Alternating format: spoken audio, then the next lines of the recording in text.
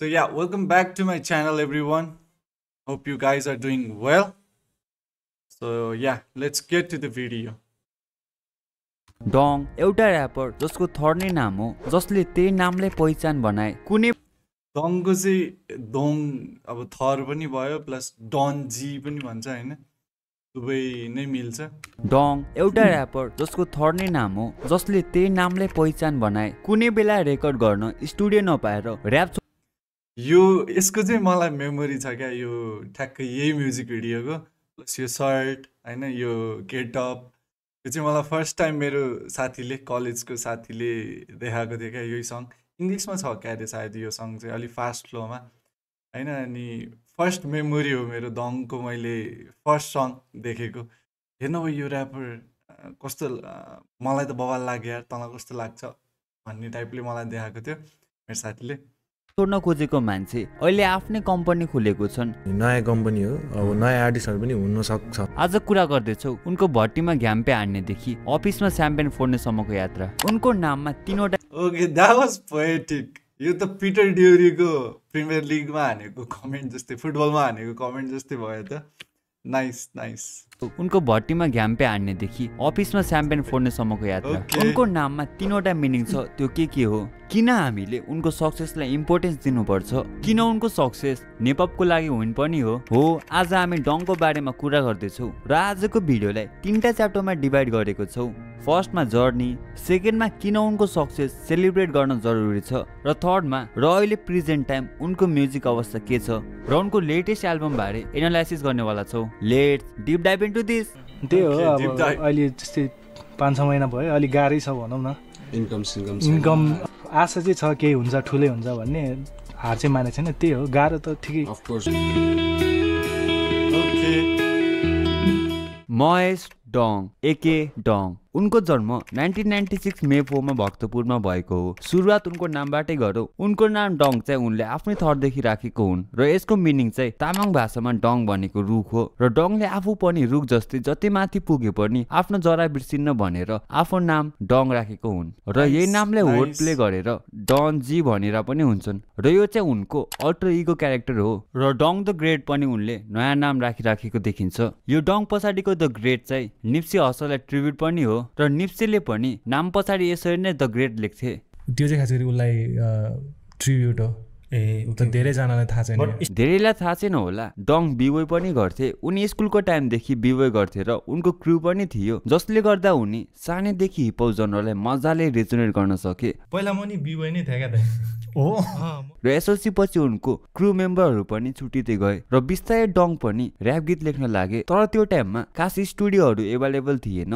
र रेकर्ड गर्नको लागि धेरै नै टाढा जान पर्थ्यो र स्टुडियो चार्ज नै महँगो हुने र खासै पैसा पनि नहुने त्यसैले उनले फोनबाटै रेकर्ड गरेर युट्युबमा गीत राख्ने गर्थे फर्स्टमा त फोनमै रेकर्ड भयो सब गीतहरू फ्री स्टाइलहरू लेख्थेँ मैले र बाहिरतिर उनले तर यस्तो सुन्दाखेरि चाहिँ क्या मोटिभेटिङ हुन्छ क्या हो अब अलिकति मान्छेहरूले जे नि भन्छ नि त दुःख सुनायो यो त्यो होइन नि त अब त्यो मान्छेहरूले कस्तो भने यस्तो दिन थियो अहिले यहाँ छु वा गऱ्यो भने हुन्छ सकिन्छ सबैजनाले गर्न सक्ने हो होइन प्लस एक्सक्युजेस त्योहरू भन्ने मात्र कुराहरू हुन् भन्नेवाला कुरा हो नि त त्यही भएर मलाई चाहिँ यस्तो सुन्न एकदमै मजा लाग्छ क्या किनभने आफूले पनि ल अहिले आफू यस्तो सिचुएसनमा छु भन्दाखेरि अथवा सोच्दाखेरि होइन क्विट गर्न मन लाग्ला केही होला भन्दाखेरि होइन है सबैजना त्यही ठाउँबाट आउने हो त्यसरी नै आउने हो त्यही स्टेजहरू पार गरेर आउने हो भन्दा यो चाहिँ एकदमै ब्युटिफुल लाग्छ मलाई यस्तो कुराहरू चाहिँ आर्टिस्टहरू लेभलमा साइन भएको देख्थे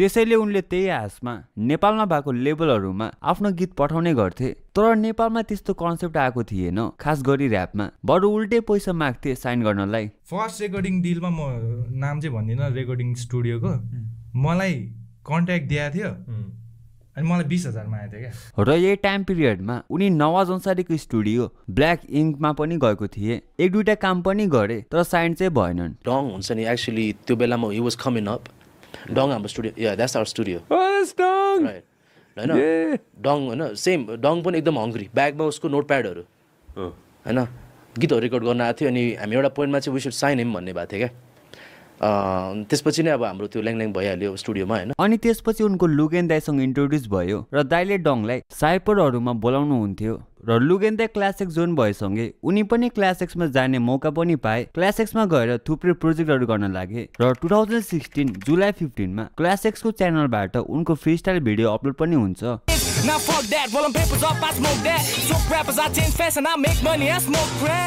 त्यहाँ राम्रै भइरहेको थियो। न्यु इयर इभमा आफ्नो फर्स्ट शो पनि गरेको थिए र केटिएम सोल्जर दाई र लुगेन दाईसँग क्लोज भइसकेको थिए। तर केही टाइम पछि दुई जाने दाईहरूले नै क्लास एक्स छोडेपछि उनले क्लास एक्स जाने बाटो नै भएन र त्यसपछि अलिअलि खुल्न लागेको बाटो पनि बन्द हुन लागेपछि 2017 तिर उनले म्युजिक नै छोडेर राम्रोसँग पढ्छु सोचेको पनि थिए। छोड्छु अब होइन, यस्तो गर्छु राम्रोसित पढ्छु जस्तो कुरा थियो।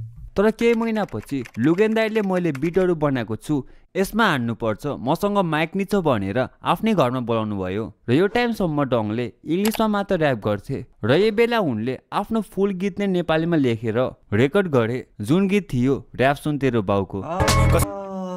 फर्स्ट नेपाली सँगै यही रहेछ, त्यो चाहिँ थाहा थिएन।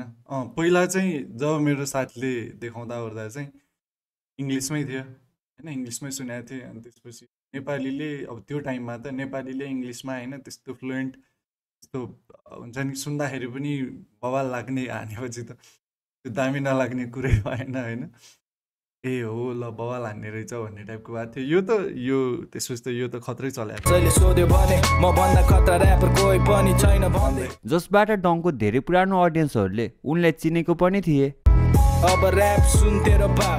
र त्यो गीत गरेको 2-3 महिनापछि क्लास एक्सबाट ज्योति दाईले बोलाउनु भयो र दाईहरूसँग धेरै कामहरू गर्न लागे र त्यही टाइमबाट रोलर एक्ससँग पनि चिन्जान भयो र उनीसँग थुप्रै म्युजिक भर्खरै चाहिँ होइन काम गएपछि चाहिँ यो स्किन टोनै अर्कै भएको होला। अघि मैले कामको बेलालाई सेट गरेको थिएँ, एक दुईवटा भिडियोमा पनि त्यस्तै भएको छ पछि हेर्दाखेरि। तर प्लिज डोन्ट माइन्ड गर्न लागेर के टाइममा उनी क्लास एक्स साइन गरेर त्यसपछि उनले 2018 मा आफ्नो फर्स्ट मिक्सटेप प्रतिबिम्ब ड्रप गरे, जुन मिक्सटेपमा अनटाइटल्ड, सातो, सोचे जस्तो हुन्न, मलाई चाहिए जस्तो गीतहरूले अन्डरग्राउन्ड सिनमा उनको सानो बज चाहिँ भइसकेको थियो। मेरो फ्लो सो कायदा हिप हपको जेठो माइला आइज सुनाउँछु मेरो र्याप सुनेको फाइदा। र त्यसपछि आएको सङ डन जी, रिवाइन्ड गर जस्तो गीतले पनि उनको नयाँ फ्यान्स एड गर्न राम्रो भूमिका खेल्यो। मेरो फ्लोको बाडीलाई रोक्न सक्ने कसले मचाइदिन्छु लुट सिनमा जस्तै निश्चल बस्ने। र 2019 मा आफ्नो पहिलो album state of mind drop गरे र यसले पनि राम्रो पर्फर्म गर्यो र एल्बममा भएको आत्मघाती गीत चाहिँ हार्डकोर अडियन्स बीच चाहिँ झन पपुलर भयो, जसमा बालेन दाई, मानस दाईले शुद्ध कमेन्ट हान्नु भएको थियो।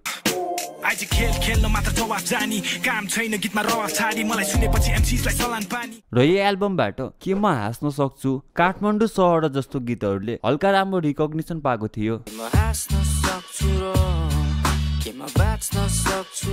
को ऱ्याप अडियन्स र ऱ्यापरहरूले चिनिसकेका थिए र यो टाइममा उनी धेरैको अनरेटेड ऱ्यापरको लिस्टमा पर्थ्यो पनि र कमेन्ट सेक्सनमा त्यस्तै हुन्थ्यो, the most underrated rapper in Nepal, can't believe the number of views is so low. र उनलाई मेन स्ट्रिमको रोडमा चाहिँ यसपछिको एल्बम प्रतिबिम्बले ल्यायो। 2021 अप्रिल 23 मा उनले प्रतिबिम्ब एल्बमबाट म्युजिक भिडियो सहित रावण भन्ने पहिलो गीत ड्रप गर्छन्। यो अन्डररेटेड वाला कुरा अथवा अन्डरग्राउन्ड वाला कुरामा चाहिँ सायद एउटा मैले कहाँ सङमै हो कि यस्तै इन्टरभ्यूमा सुनेको पनि थिएँ होइन, दङले नै भनेको थिएँ म्यानेजमेन्टहरूवाला क्या त्यो के अरे सो दिने उसलाई के जे सोको म्यानेजरहरू अथवा यो सो दिने उहरू पनि खै के हो जहिले एउटै उसहरूलाई आर्टिस्टहरूलाई मात्र दिइरहेको हुन्छ टाइपको पनि भनेको थियो दङले। र एल्बमको गीतहरूबाट यो गीतको नै भिडियो बन्नुमा चाहिँ भेको ठुलो हात छ दङलाई। खासमा मेरो प्लान चाहिँ अर्कै थियो, उसले चाहिँ अर्को गीतको भिडियो गर्ने भनिरहेको दाइ मलाई मैले खै बिर्सेँ होइन दुईटा कि तीनटा गीत पठाएको थिएँ मलाई होइन दाइ, मैले यो गीत चुज गरेँ हो क्या। अनि मैले आफै चुज गरेर ल यो यसको म्युजिक भिडियो म बनाउँछु भने, किन म मात्रै होइन मेरो मैले चाहिँ अलि नो भने कि किनकि मेरो प्लानमै थिएन नि त त्यो कुरा। यो चाहिँ अलिक बिस्तारै गर्ने खालको प्लान थियो मेरो चाहिँ। फर्स्ट एल्बमको गीत एल्बमबाट चाहिँ अर्कै गीतको म्युजिक भिडियो जानुपर्छ जस्तो खालको सोच थियो क्या मेरो चाहिँ। मलाई मनपर्ने गीत चाहिँ अर्कै थियो एल्बमबाट। अनि उसले सुनेपछि चाहिँ होइन यसमै बनाउनु पर्छ जबरजस्ती मै पैसा हाल्छु मै गर्छु मै मिलाइ मन पर्यो मैले मात्रै होइन मेरो टिम साम्राज्य प्रथम हामी किन र यो सङ चाहिँ उनको ब्रेक थ्रु नै भयो ठुलो मास अडियन्समै गयो धेरै टाइमसम्म उनको मोस्ट भ्युड भिडियो यही नै थियो र अहिले सेकेन्डमा छ र यो गीत सुन्नेहरूले होइन उ गर्नेहरूले त अरू पनि पहिल्यैदेखि नै धेरै सुनिसकेका हुन्छ हेरिसकेका हुन्छ तर जस मासली अब सबै मान्छेहरू नसुन्ने मान्छेहरूकोमा पनि सुन्नेवाला सङ के भन्न खोजेको यही नै हो होइन अनि अर्को कुरा हुन परेपछि होइन अब त्यो हुन लेखेपछि भनौँ न जसरी नै हुन्छ अब उसलाई गर्नै मन नलागेको चिज अब होइन साथी अथवा अब कामको उसमा अब भेक्कोमा पुगेर प्लस के भन्छ उसले ल होइन यही चाहिँ गर्नुपर्छ बिग क्रेडिट भेक एज वेल होइन सायद डङ इज रियली नि ग्रेटफुल पनि छ होला भेकलाई लिएर पनि को माध्यमबाट एउटा ठुलो रेकर्ड नै ब्रेक भयो र धेरैले डङलाई यस गीतबाट नै चिनेको पनि थिए र केही महिनापछि जुनमा उनको न्यास्टीसँग बिफ स्टार्ट भयो र ब्याक टु ब्याक दुईजनाबाट डिस्ट्र्याकहरू आए यसले झन् हाइपअप नै गरायो सिनलाई र यो बिफलाई नेपअपमा one of the dopest beef consider गरेर हुन्छ पनि र यो भिडियोमा बिफबारे डिटेलमा जाँदै छैनौँ तर if you guys want us to cover on this let us know in the comment section र रावणको सक्सेस र बिफले गर्दा उनको एल्बम सेलमा राम्रो हेल्प भयो र पछि उनले एल्बमकै गीत सक्दिनको म्युजिक भिडियो ड्रप गरे यो गीत झन् पपुलर भयो उनको मोस्ट भ्युड भिडियो अहिले यही छ र यसपछि उनको करियरको ग्राफ माथि नै गयो र उनी एएनटिएफ ब्याटलको सिजन 1 मा होस्ट बसे त्यहाँबाट पनि उनको हाइप र फेस भ्यालु पनि बढ्दै गयो 2022 मा उनले 60-70 वटा सो पनि गरे र प्रतिबिम्ब एल्बमको म्युजिक भिडियो ड्रप 60-70 वटा 2022 मा उनले 60-70 वटा सो पनि गरे र प्रतिबिम्ब एल्बमको म्युजिक भिडियो ड्रप गरिसकेपछि थुप्रै कोल्याबहरू पनि गरेर अङ्गाल्ने चुकी ड्रप गरे जसले एकदम राम्रो पर्फर्म पनि गर्यो 2024 मा तयारी एल्बम ड्रप गरे जसमा योद्धा र युनिक पोइट पनि फिचर थिए र त्यसको केही महिनापछि उनको उर्गेनसँग बिफ पनि भयो र यसबारे हामीले डिटेल्समा भिडियो बनाएको छौँ if you guys are interested you can check it out link is in the description र अहिले उनी सो गर्दै गीतहरू ड्रप गर्दैछन् र अहिले उनले एकदम राम्रो करियर बनाइसके तर सधैँ यस्तो त थिएन र डङको स्टोरी धेरै भन्दा के फरक पनि छ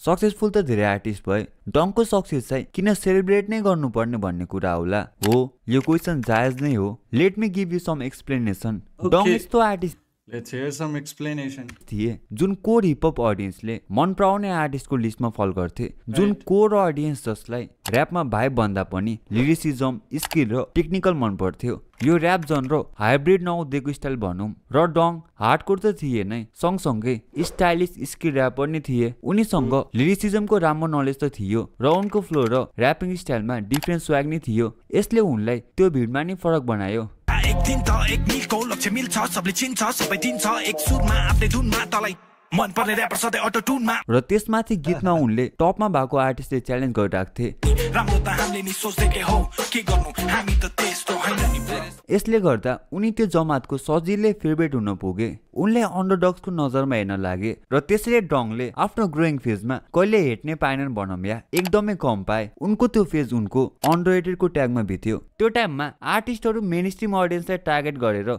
म्युजिक गरिरहेको बेला डङले चाहिँ आफ्नो म्युजिक स्टाइलमा चेन्ज गरेनन् या भनौँ कम्प्रोमाइज गर्न खोजेनन् र आफ्नो क्राफ्ट नै मास्टर गर्दै गए र पछि मेन स्ट्रिम अडियन्सले पनि त्यही नै मन पर्यो उनको गीतमा यस्तो लाइन पनि थियो एक दिन मेन स्ट्रिम तान्छु अन्डरग्राउन्ड मैले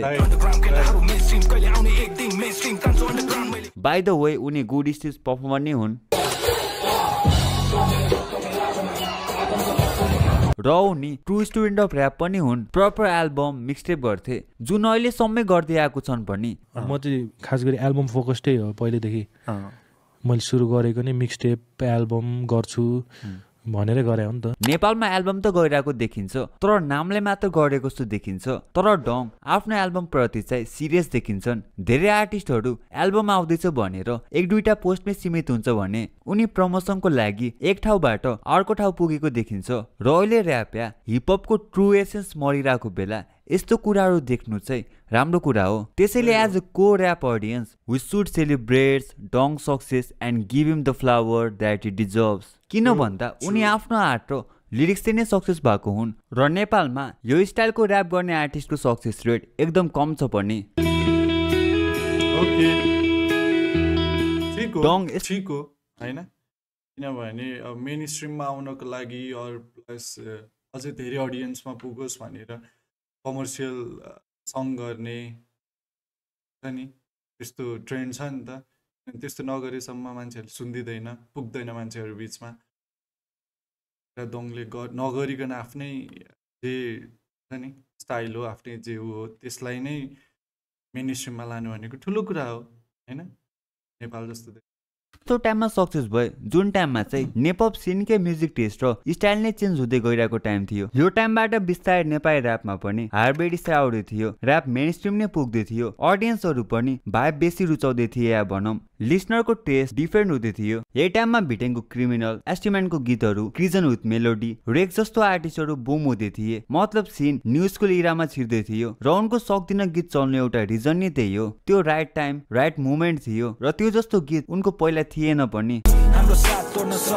र अब कुरा गरौँ डङको म्युजिक प्रेजेन्ट टाइममा कुन अवस्थामा छ र उनको रिसेन्ट आएको एल्बमबाटै सुरु गर्दा ठिक हुन्छ जस्तो लाग्यो। र उनी एल्बम गर्न रुचाउने आर्टिस्ट नै हुन् र डङको एउटा स्ट्राटेजी नै छ जुन केही इयरको ग्यापमा एउटा ठुलो प्रोजेक्ट गर्ने कि एल्बम अर मिक्सटेप, र एल्बम रिलिज आनेसँगै त्यही एल्बमकै गीतहरूको एमबी गर्ने र बिस्तारै सोलोहरू नै युट्युबमा ड्रप गर्ने, देन एल्बम टुर, अनि get ready for another album. र यसरी एउटा एल्बमले उनको 2-3 इयर्स नै डिसाइड गर्छ। बिचमा सोलो चाहिँ आइरहन्छ नर्मल्ली र त्यसैले ख्याल गर्न सकिन्छ कि उनको धेरै जस्तो फेमस गीतहरू एल्बमकै छन्। र उनको यो थर्ड एल्बम तयारीले राम्रो पर्फर्म त गर्यो तर उनको पास्टको एल्बम जसरी एल्बमको एउटा गीतले चाहिँ चार्टमा बिग हिट हान्थ्यो, पास्टको एल्बम जसरी नै बच्चा यो पालि देखिएन। र किन देखिएन त भन्दा यसमा 3वटा रिजन हुन सक्छ। Let's break it down. पहिलो छ द टाइम। यो यस्तो टाइम थियो अघि भनेको जस्तै अहिले न्यू साउन्ड सिनमा हावी भइसकेको छ र यो एल्बममा नयाँ साउन्ड रुचाउने अडियन्सलाई फोकस गरेर बनाएको कुनै एउटा गीत थिएन। र यस्तो म्युजिक टेस्ट मन पराउनेमा उनको पुरानो अडियन्स नै पर्छन्। सबै गीत त होइन, एक दुईटा गीत चाहिँ उनले यो अडियन्सलाई ध्यान राखेर गर्नुपर्ने जस्तो देखिन्छ। नयाँ साउन्ड भन्दैमा मम्मल नै गर भन्न खोजे चाहिँ होइन। जसरी बाहिर जे कोल, केन्ड्रिकहरूले ओभर द टाइम आफ्नो म्युजिक इभल्भ गरे जसमा तिमी लिरिकल भएर नै नयाँ साउन्ड दिन सक्छौ। त्यो साउन्ड नयाँ पुरानो सबैले मन पराउँछ पनि। जुन नयाँ साउन्ड चाहिँ डङले एल्बम पछि ड्रप गरेको कहिलेकाहीँ भन्ने गीतमा चाहिँ देखिन्छ, यो ल्याक भएको हुन सक्यो। र सेकेन्ड रिजन छ प्रतिबिम्ब एल्बम। उनको प्रतिबिम्ब एल्बम उनको गोटेड एल्बम भन्दा नि फरक नपर्ला र यसले बार पनि धेरै हाई गरिदिएको थियो। यो एल्बमको हाफ अफ द गीत हिट नै थिए, त्यो पनि डिफ्रेन्ट एस्पेक्टमा। रावणले मेन स्ट्रिम लग्यो, सक्दिनले उनको नयाँपन देखायो। अनटाइटल्ड यो गीतको त बिट गोटेड छ आफैमा। Props to Roller X for this. र यो गीतले उनको फ्यान्सलाई झन् क्लोज बनायो र यस्तो गीतहरू क्लोज टु हार्ट नै हुन्छन्। किलसट, लास्ट डिस फर नेस्टी, थाहा छैन के हुन्छ, क्लब ब्याङ्गर, लुकी राख उनको आत्मघाती टाइप फ्यान्सको लागि, चलचित्र केही न केही। यसमा स्क्रिप्ट्सहरू एकदम कम थिए। यो एल्बमको सङ्ग्स एकदम भ्यारिएसनको थियो जुन तयारी एल्बममा देखिएन र तयारी एल्बमले राम्रो पर्फर्म नै गरे हो तर प्रतिबिम्ब एल्बमले एक्सपेक्टेसन एकदम हाई गरायो जसलाई तयारी एल्बमले छुन सकेन जस्तो देखिन्छ। र थर्ड रिजन छ हिज लाइफ राइट नाउ। यो टाइममा उनी सक्सेसफुल भइसके। अब सबै त्यही लेभलको जान्छ हुन्छ भन्ने पनि हुँदैन होइन, तर एक लेभलको एक्सपेक्टेसन भइसकेपछि चाहिँ अझ झन् ठुलो हुन्छ भन्ने चाहिँ हुन्छ होइन। झन् मान्छेहरूबाट त्यो आश धेरै हुन्छ, ल नयाँ चाहिँ कस्तो हुन्छ भन्ने कुराहरू हुन्छ। त्यही अनुसारमा चाहिँ अलिकति मिट नगरेको चाहिँ हो, तर अब स्टिल हिट त हिट नै एल्बम हो जस्तो देखिन्छ। र थर्ड रिजन छ हिज लाइफ राइट नाउ। यो टाइममा उनी सक्सेसफुल भइसके। उनले गीतमा भने जस्तै एक दिन त सबले चिन्छ हो सबले चिनिसके, देश विदेश सो गरिसके, नेपालको टप आर्टिस्टले पाउने ट्रिटमेन्ट पाइसके र उनको लाइफस्टाइल नै चेन्ज भइसक्यो। सो उनको लिरिक्स पनि इन्भाइरोमेन्ट अनुसार चेन्ज हुन्छ नै र यो हामीले धेरै आर्टिस्टमा देखेको कुरा नै हो। र आर्टिस्टलाई केही टाइममा राइटर्स ब्लक नै हुन्छ र लेख्नलाई केही मोटिभेसन नै पाउँदैनन्। आफ्टर एचिभिङ द गोल त्यो पुरानो हङ्गरनेस र त्यो पुरानो एनर्जी कम हुन्छ र गीतमा त्यस्तो बिस्ट मोडमा गाएको नै देखिन्नन् र यो कुरा यो एल्बममा देखिन्छ। र उनले पोडकास्टमा अब लेख्नलाई केही छैन भनेर पनि हुन्छन्। अब 2-3वटा एल्बम एउटा मिक्सटेप अनि फिचरहरू टन्नै गरिसके। अब त्यो भन्ने कुराहरू पनि छैन नि त अब गीतहरू मार्फत। र अब सेमी रिटायर लिन्छु जस्तो अब अरूले गरून् भनेर पनि हुन्छन्। के गर्न मन छ भने ल म साइड लाग्दिने हो क्या अब होइन। अनि अब को छ ल गरे हुन्छ भनेर छोडिदिने ला मैले त्यसरी सोचेको थिएँ। तर अब अहिले चाहिँ अब सेमी रिटायर चाहिँ हुन्छु म। किन यति फास्ट डङ ल यो भन्दै गर्दा उनले तर यो चाहिँ अति वाइल्ड छिटो हो होइन। अनि अब मान्छेहरूलाई सुन्न मन हुन्छ नि त, कहिले निकाल्देला के आउला भन्ने टाइपको हुन्छ। अब आर्टिस्टबाट चाहिँ यस्तो आइसक्यो, त्यहीमाथि त्यत्रो धेरै पनि भएको छैन कि यसरी। अब सुन्नेले त अब धेरै वर्ष भइसक्यो होइन, तर भयो पनि त्यो चाहिँ अलिकति मलाई आफैलाई पनि खल्लो लागेको कुरा हो। एउटा चाहिँ एकदम गुड मुभ गरेको छन्। He is a smart guy and he knows the business पनि। र उनले जे जस्तो आर्टिस्टको ब्लु प्रिन्ट उनले नजिकबाट हेरेको पनि छन्। त्यसैले उनले म्यानेजिङ कम्पनी खोल्ने कुरा देखियो। सोटा भन्ने स्टेट अफ द आर्ट जसले आर्टिस्टहरू म्यानेज गर्नेदेखि धेरै कुरा गर्छ। यो चाहिँ एकदम गुड मुभ हो। आर्टिस्ट म्यानेजमेन्ट, अब इभेन्ट म्यानेजमेन्ट, अनि त्यसपछि स्टुडियो टाइमहरू, स्टुडियो सेसन्सहरू। It is also record level पनि हो। रेकर्ड लेभल चाहिँ नभनौँ, तर आर्टिस्ट म्यानेजमेन्ट म्युजिक साइडको पनि सबै गर्न मिल्यो। अनि म्युजिक बाहेकदेखि production, video production, audio production, अब इभेन्टहरू, त्यो सबै म्यानेजमेन्ट चाहिँ गर्छ क्या।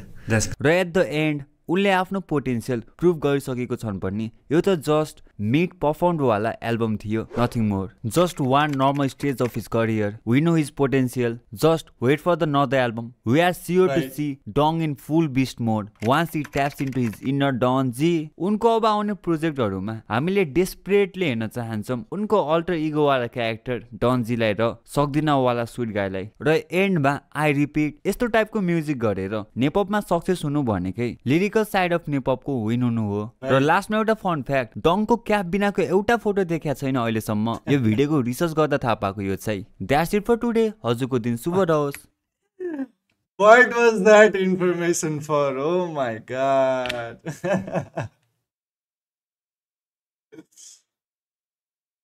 तर हो पनि क्या हो होइन, यो चाहिँ यत्तिकै हाल्दै रहेछ क्या। हेर्न मन छ भनेर हो कि सबैलाई थाहा होस् भनेर हो। नेपपको विन हुनु हो। र लास्टमा एउटा फन फ्याक्ट, डङको क्याप बिनाको एउटा फोटो देखाएको छैन अहिलेसम्म। यो भिडियोको रिसर्च गर्दा थाहा पाएको यो चाहिँ। That's it for today. हजुरको दिन शुभ रहोस्। Okay, that was it. अनि अब त्यही हो, जस पहिलादेखि अब कति कुराहरू त थाहा भएको कुराहरू पनि हो होइन। किनभने आफैले हेरिरहेको, आफैले त्यो साथीले ल्याएर सुनाउने दिनदेखिको आजको दिनसम्म अलिअलि त थाहा छ नि त। हो त्यस्तो डेप्थमा इच एन्ड एभ्रिथिङ थाहा छैन। तर त्यो हुँदाखेरि चाहिँ कति अब हुन्छ नस्टल्जिया पनि हुँदो रहेछ होइन। पुरानो कुराहरू अब जस्तै त्यो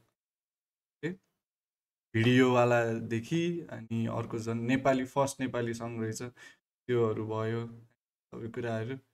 अनि कति 1-2वटा लिरिक्स यहाँ प्ले गर्दाखेरि पनि त्यसको ठ्याक्क लिरिक्स भन्न नआए पनि हो त्यही लाइन थियो है भन्ने टाइपको कुराहरू भयो होइन। So yeah it was fun अनि इट वाज इन्फर्मेटिभ होइन। अनि त्यो सेमी रिटायरवाला कुरा चाहिँ चित्त बुझ्ने कुरा होइन, सायद अरू धेरैलाई पनि चित्त बुझ्दैन होला। So yeah that was it. Thank you so much for watching OG talks. अरू पनि राम्रो भिडियोहरू आउनु पऱ्यो होइन, आइ पनि रहेको छ। सो या till next reaction video, take care, bye bye.